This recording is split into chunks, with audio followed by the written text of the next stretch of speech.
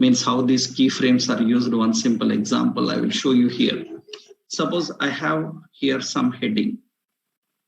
That means let's put here div. So in the div, we are giving a class container. Okay.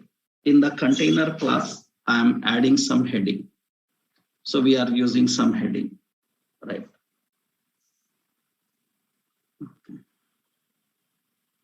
You can give for anything you want. Huh? So you can give these animations and effects for any content you want. Huh? So that is a general thing. You give for text, you give for toolbar, right? But you should have some common sense in thinking, like, can I give for this content? Is that animation suitable for that content? So some people, so without thinking, having a basic common sense, they ask like, sir, can I give for body section? So if you give for body section, the entire body will flip right or flip left. That looks so much awkward. Huh? And you should have little common sense to think, like, can I apply for this? Is it suitable? That is what you have to think, and you can apply anywhere. Okay. You cannot abnormally apply for contents so that it will completely look awkward on the screen. Huh? You can apply anywhere. It doesn't matter. For heading, for paragraph, for toolbar, anywhere you can apply. Right. So here I'm defining some CSS animations. So this is some of text we have defined, heading we have configured. Now see, I'm writing here container. So I'm defining the container. So container, actually container overflow I will give as hidden. That means anything which goes outside the container, it will hide it. Okay. That is the option. Now I am writing keyframes. @ keyframes. And animation name. Any name you can give. I am giving the animation name as, suppose, slide. That is your own name. You can give any name. Okay. That is slide is the animation. That means we are giving the animation name as slide. Okay, this is your own identifier name. You can give any identifier name and you can define any identifier name, right? That is the keyframe we defined for that. Okay, now here we have to write from. That means, so from the starting position. In the starting position, where you want, suppose at starting position, I will give as margin left as 100%. That means complete right side it will be there. Margin left 100% means complete right side it will be there. Okay. And that's it. I am giving like that. Okay, 2. That means this is initial stage. Initial stage, it will be complete right side. You can give position, you can give alignments, anything you can give. So, and 2, margin left, it will be 0%. That means in the beginning stage, it will be at right side, and at the ending stage, it will come 0. You can add transition, transform effects. You can use anything. Now here, I want to apply this to my heading. Then for heading, we have to write like this. We have to access animation name. Which animation it should use? Slide. That is the animation it should use. Okay, that means whatever effects you mentioned in slide, keyframe, that will be applied to heading. Okay. And how much time? Animation duration. It should be some 3 seconds. Okay. It should be 3 seconds or 4 seconds or 5 seconds, your wish. Now you see now when I run this. So when we run this, you can see it will be like this. That means only one time it is coming. You see when I refresh, so it will be coming from like this. That means in the starting position, it is present right side, it is coming here. I can add a lot of effects also. What I can do is, this is from and to. That means at the starting position where it should be, ending position where it should be. You can write in between also. Once it comes to 50%, 50% means, so in the middle of the animation, it's a size I will define as transform. So transform scale. I will give transform scale as suppose 3 times it will increase when it comes to the 50%. Then you can see now, so it will be like this. It will be like this at 50%. And at 0%, that means when it finally comes, here transform, again it should be scale to 1%. That means it will be like this. It will change the effect and it will display. You can keep right to left, you can change it, its size will increase. You can keep in opposite direction also. So that means I will tell you opposite directions how you can define. It will display like this and it will keep that effect like this. You can see. That means I don't want 3, I want only 2%. So at 50%, it will be 2%. It will be like this. It will come back like this. That's how the animation, it is increasing the size. So, and it is defining it. Suppose I said at 70%. So that means at 80%, then transform, and the scale, it should be, so suppose 1, 80% 1, and finally also 1, then it will come in this way. These are all the animation effects that we can apply. So for the contents, and we can display in our own way. At starting position, how it should be, at ending position, how it should be. So we can increase the font size, we can change the alignment, you can change the width. There are different effects we can configure. We can configure different effects. This is not only for text. Suppose you are using images. For example, I will remove this. And here suppose there is an image. IMG SRC is equal to images, assets, speaker.jpg. Width is some 50, width is 100, and height also 100. Like this we define. Now I want to apply to that image. So first we will write the keyframes. How to write the keyframes? So let's see one more time. We have to just use @keyframes and any effect name, role, that is the effect name. Okay. Now what you want? That means at 0%. 0% means at starting position. At starting position, the object must be, so margin right. I'm giving margin right, 100%. That means completely right side. The margin left, 100%. That means it will be completely right side. Okay. Now what should, and one more option is, so here we will give transform, rotate. Rotate will be 0 degree. Now when it reaches to 100%,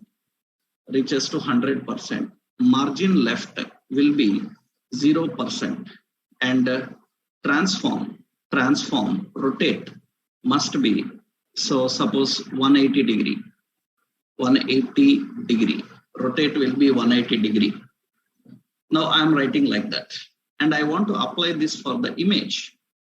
Then what we have to do is, for IMG, we have to write animation name. What is the animation name? Role. And animation duration. Duration how much? It is animation like transition duration, 5 seconds. And you can see that it will be like this. So it will be like this. When I refresh, you can see it will be like this. It is rotating. You can change this to 360 degree. So that means now the object comes like this. It will rotate and it will display there. That means when I refresh, you can see it will come, rotate, and it will display there.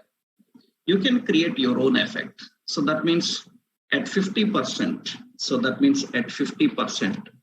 So what it should be? That means margin left. So at 50%, margin left should be at 50%. Okay. And one more option I am giving, transform. So I will put scale as suppose 3 times. Scale 3 times. And when it comes to the final 100, then transform. So already we have rotate option defined there. And you can see that it will be in this way and it will display like this. You can apply that effect and you can configure that effect like this. You can rotate, you can scale. You know that both effects cannot be applied. Only one can be applied. Otherwise, you have to define the matrix and use that. So now, actually, container height is not correct. Height we will define as 300 pixel. Now it looks better because the container height is increased, then it will display. You can create any kind of effect. You can configure any kind of effect and display. So depending on how much you want to configure for the content. So now you don't need this scale. So transform, not rotate, I'm using scale. Scale as 1, that means it will be in this way. You can keep the position anywhere. So now inside this, so I will keep as justify content to center, align items to center. So that is the placement, how you want to configure for the content. You can keep the margins. Now see, actually in the animation, it is having only one effect here. I am adding so many other options also. I am configuring the other options. So suppose I will give here, so margin top 100 pixels. Okay, the top margin will be 100 pixels. It will be displayed like this. Now observe carefully. We have animation name, animation duration. You also have animation delay. You know the meaning of delay. That means it will not start immediately. It will take 2 seconds to start. And it will come with that effect and it will display. The timing you can configure. So delay, how much time you need. One more option is there. Not only delay, you can set the animation direction also. You can set animation iteration also. That means we can write animation iteration count. Iteration count 2 times I am giving. You can see that it will come 2 times. That means this is the first time. And after that it will come second time. And it will stop. Only 2 times it will come. You can keep it as infinite. So that means it will be continuously coming in this way. That means it will be continuously having this effect and displaying the effect. It is continuously having the effect and displaying the effect. So that means continuous. It will be having that. You can even handle the direction, animation direction. You can give animation direction alternative. Alternative means you can see that it will go from the right side, it will come. And you can see again from here, it will go back in the same way. It will go back in the same way. It will be alternative. It depends on how you configure the effect and display the effect. So not only for, already I told you, it's not only for image. Suppose you keep a heading and welcome to CSS. And for that heading, you are applying. So for heading, we are applying the text and it is going to apply for that heading and display. So it is going to apply that effect to that heading and display. And the same animation effect, it will continue in the reverse order and display there. It depends how many times you want, what is the duration. You can configure, you can set the delay timing. All these are our own options. Depending on, that means I don't want to transform at 100%. Actually, at 100% scale. Scale is again 1 to define. Then it will be in this way. So that means at 100%, it will be again set to normal. You can give rotate options depending on your requirement, right? That means here we can say rotate, stretch, skew. All these options we can define. That is technically how you are going to present your content, and it is going to add that and it will display that in this way. So at different size you can configure and define. So here you can give a negative value also so that it goes out of the part text and it will display out of the context. This is generally how it works with the CSS animations. I will give some examples in the notes. I will upload some examples related to these animations in the notes. You can go through them and you can try.